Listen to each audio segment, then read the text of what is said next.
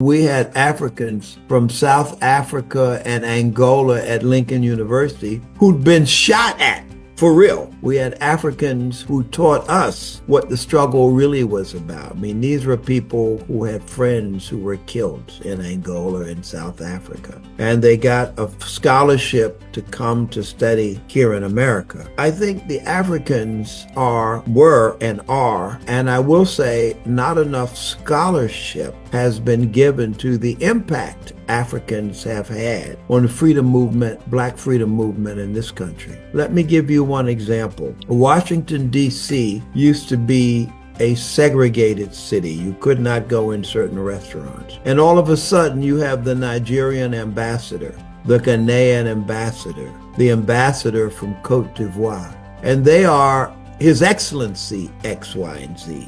And when the Nigerian ambassador and his delegation made a reservation at a fancy restaurant in Washington, and they said, well, we have a right to refuse you, the Nigerian ambassador was like, what do you mean? And Dean Rusk, who was Secretary of State, got so upset, he called the state legislature in Maryland and the city council in Washington, D.C. and said, we cannot have discrimination laws against Black people. We have ambassadors representing countries coming here. And that is how a lot of the desegregation laws were encountered, because African ambassadors showed up and demanded respect according to international law. Years ago, Harvard University article was published in the New York Times saying that Harvard had admitted the largest number of Black students ever in an incoming class,